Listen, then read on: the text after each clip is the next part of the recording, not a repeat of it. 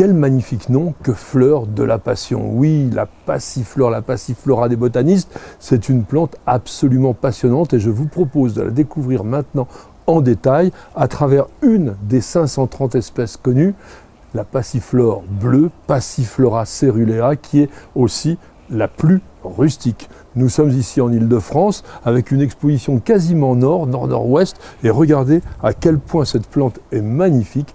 Donc elle est pratiquement rustique sous le climat de la région parisienne et ça, c'est la première de ses qualités. Mais pourquoi ce nom étrange de fleur de la passion ? Le genre Passiflora a été officialisé en 1753 par Carl von Linné qui dans son magnifique ouvrage Species Plantarum en a décrit 24 espèces. Mais il a fallu attendre 1805 et Antoine Laurent de Jussieu pour la création de la famille des Passifloracées.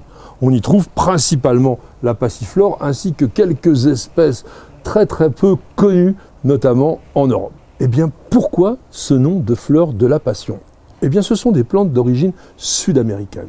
Elles ont été découvertes par les conquistadors qui, à l'époque, étaient accompagnés par des pères jésuites qui y ont vu les symboles de la passion du Christ. On va se rapprocher pour regarder tout cela en détail et vous allez voir, c'est tout à fait étonnant. Nous avons ici 3 organes qui sont les pistils.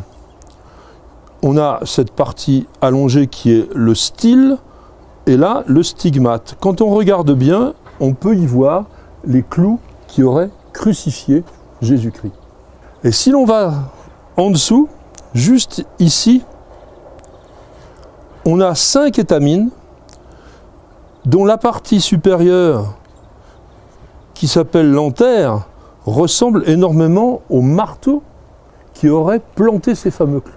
Et si l'on redescend plus à l'intérieur de la fleur, on voit cette couronne de filaments qui évoque bien évidemment la couronne d'épines. Mais ce n'est pas tout. Si l'on regarde un peu à côté, comme ici, on voit une longue vrille qui peut aussi évoquer le fouet avec lequel aurait été flagellé Jésus-Christ. Certains y trouvent encore d'autres détails, notamment l'aspect lancéolé des folioles, qui rappelle évidemment la lance.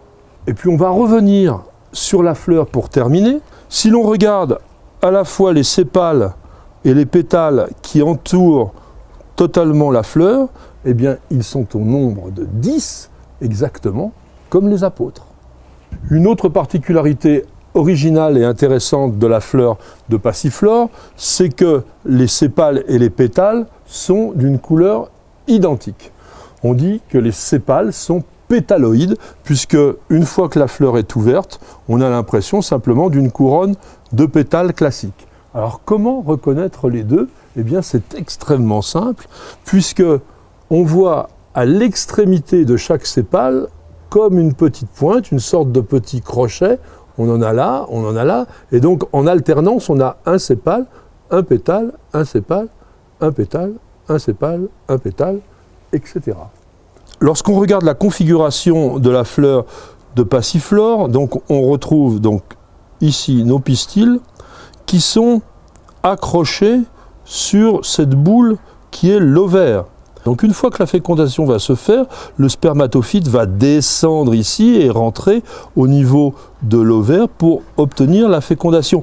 Et c'est de là que l'on obtiendra le fameux fruit de la passion qui est tellement délicieux.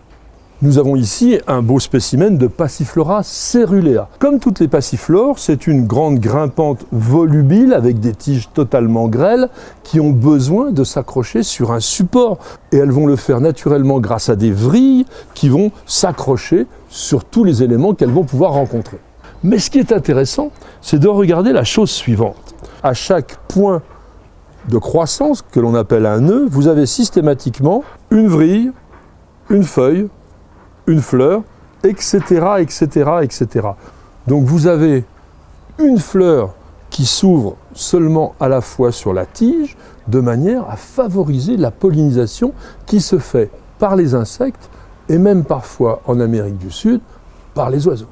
La floraison ne cesse de se faire petit à petit une plante extrêmement intéressante qui, bien sûr, n'a pas une énorme floraison à la fois comme un rosier par exemple, mais qui tous les jours vous renouvelle ses fleurs parce que malheureusement, une passiflore c'est beau, mais c'est aussi très éphémère, ça dure guère plus de 24 heures.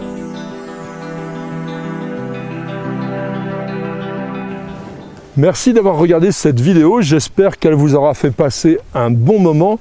En tous les cas, nous sommes ravis que vous soyez de plus en plus nombreux à suivre News Jardin TV. Mais savez-vous que c'est aussi un site internet dans lequel il y a énormément de choses, des conseils bien entendu, des réponses à des questions, des dictons, des citations. Alors n'hésitez pas, www.newsjardintv.com.